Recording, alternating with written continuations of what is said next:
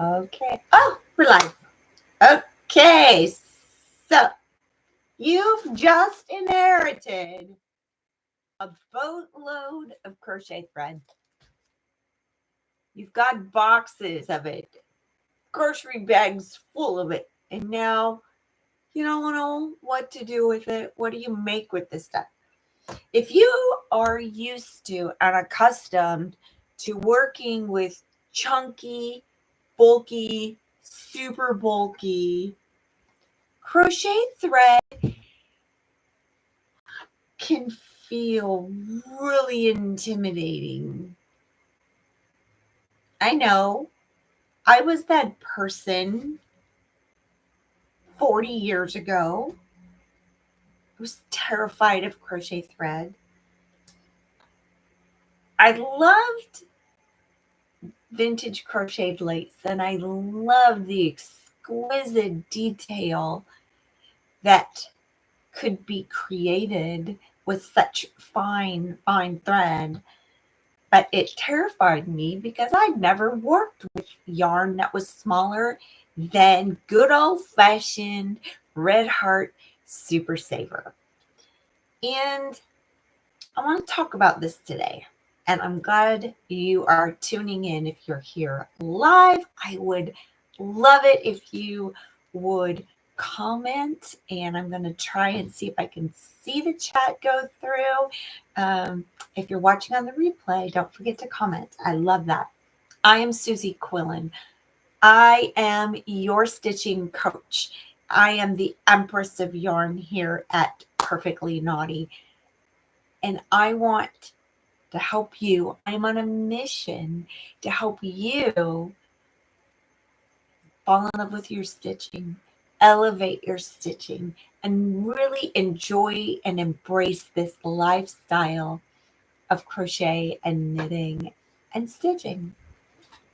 So this topic comes today from a Facebook post that I saw. It says, "Help!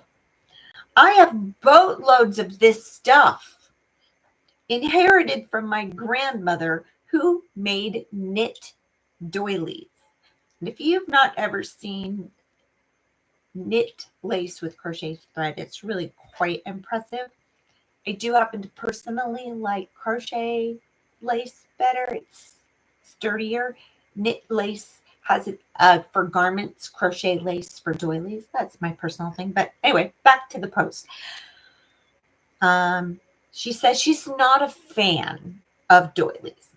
I get it. They come and go in popularity. I will say that doilies, try knitting or crocheting them with your jumbo yarn. That's what does.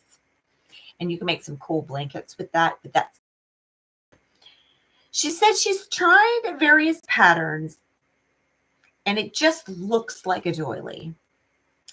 Now she's trying to work a corner to corner. I don't know where she's going with it, if she's thinking washcloth or if she's just going to keep going, make a big triangle shawl, cotton shawl, or a blanket or a washcloth. I don't know. She doesn't specify. She said it has tons of white, tons of bone, and a few of the solid colors. And there, in her picture, she has a variegated, which was really common and popular back in the day. Any ideas of what to make? I hate sewing granny squares together, so that's just out.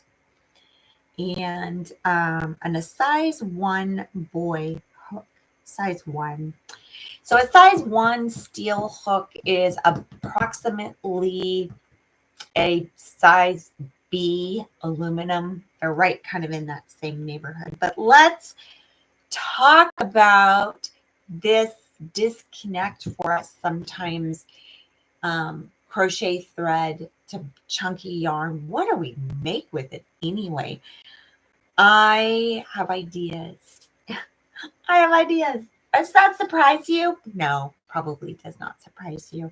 I actually am in the process of working on a design. I love crochet thread. I have tons of it. I buy it at estate sales and secondhand stores. I also buy it new. This is Circulo Queen. It is a size 8. This one has it's mercerized. It has a bit of a sheen, which I like. I also, one of my absolute favorites for a standard tablecloth bedspread, almost everything. I love Aunt Lydia's. It's one of my favorites. I usually use a size 10, but I also have a bunch of size 30 as well. I used to make snowflakes with it. So, Self-Made is another one that I have. It's not a favorite, but they do tend to have colors. In my Amazon store, I have links to some of my favorite crochet threads, and I will, when we get off here, make sure that I grab the link for you for the Amazon store, since I don't currently carry crochet thread in the Perfectly Knotty online store. But I love crochet thread. I like that it's crisp. And when I'm trying to learn to make a new stitch or work things out, it allows me to see the architecture of the stitches that I'm making.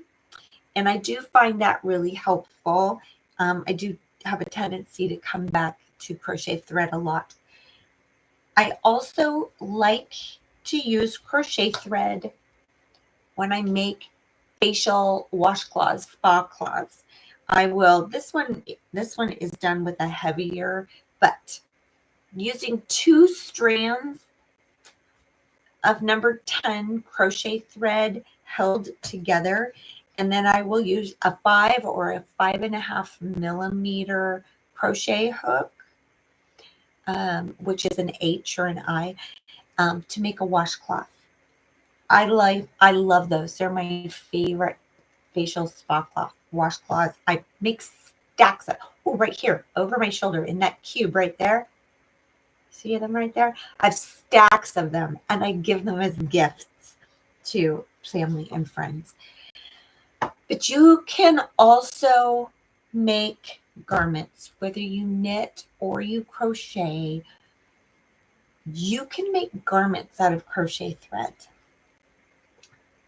And you can do something as simple as make 2 rectangles that are, you take your bust measurement and you're just going to make a rectangle that goes from your shoulders straight down to your hips or mid-thigh or whatever, however long you want it to. Keep in mind gravity. And you can work that in rows this way, or you can do it in vertical rows. Whatever, work it side to side. Go for it. It's a great way to play with some lace patterns. And you're going to make 2 rectangles, one for the front and one for the back. And then you're going to make 2 rectangles from here to down to your wrist bone. And then you seam it here. You seam it here. And I have a video here for seaming. It's for seaming Afghan squares, but you can seam anything with that technique. Super simple.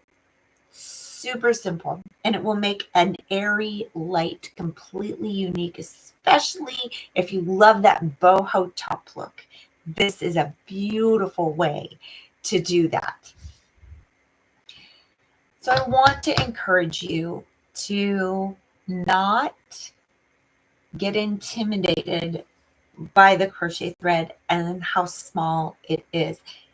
I would also like to encourage you that it's really surprising, depending on the stitch that you're making, that you don't have to use as teeny tiny a hook as the size of it might make you think at first.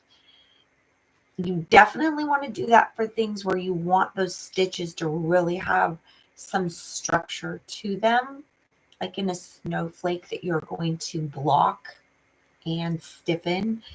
Snowflakes are a really, really, really great thing to make with these. I love them. One year I made, I don't know, I probably made 30 covered the whole tree, Christmas tree with them. It was so fun. I think I only have 2 or 3 of them left. I ended up gifting them to people over the years. Be adventurous. Try things. Bookmarks is another really, really great thing to make with crochet thread. Really great thing to make. I love them. It's a really great way to, they're small, they're quick, you can gift them. Years ago, I was on bed rest and I made stacks of them. And then once I was able to be up and around again, I would just walk around giving them to people. Back when we had bookstores, I would be shopping at a bookstore and I would just go up to a perfect stranger and give them a handmade bookmark. Or the ladies in my church, and I would make these big, these long, narrow ones, like a book thong with a bead on the end of it. Some really fun, simple things that you can make that are not mind-blowing. What else? I would say I want to circle back to the chunky yarn. Because I am a thready, I love thread, I kind of feel very similar to this lady's comment about what do I do with all this stuff. I feel that way about big chunky yarn. What the heck am I going to make with that? And that's just for me, that's because I don't like, I would make a blanket, I would make a hat. I probably am not going to make something that goes around my neck. I'm not going to make a sweater. I'm absolutely not going to do that because it's too bulky for me. So think about the clothing items that you wear. So let's come back to our crochet thread and keep talking about cool things you can make with crochet thread. How about this? You have a plain t-shirt that just needs a little zhuzhing up. What if you cut the sleeves off at the seam and cut them off to the sleeve side of the seam so that the selvage in the seam is still there. And usually with t-shirt fabric, you can puncture through it fairly easily with your crochet hook. And then you're going to crochet around and then crochet yourself a sleeve. That's fun. How about crocheting fun little lacy shapes just to almost like a doily, or you can just make solid fabric out of it as stitch swatches. Like if you see a stitch you want to try and just make a swatch. Well, that's a coaster. But make a swatch. And then when your jeans get a hole in them, put that in the hole and sew around it so that it fills the hole like a patch and adds texture and creativity. I've been seeing lately, and I haven't done this yet, and I might have to try this for one of my granddaughters. Take a pair of jeans. Now, this was really popular back in 1974 when I was in the 2nd grade. That's aging me a little bit. That's putting a little timestamp on my gray hair here. But we would take our jeans and we would open the seam up from about mid-calf down. And we would put triangles. We would make a triangle out of, usually my mom did it for me. She just simply cut triangles of fabric and she would sew them in to give that bell-bottom flare. I'm seeing this come back and I'm seeing people playing with making that with crochet. So crocheting a triangle and then opening the seam and sewing that triangle in to the side of the hem of your pants. How fun is that? And by using crochet thread, you're not adding a lot of bulk.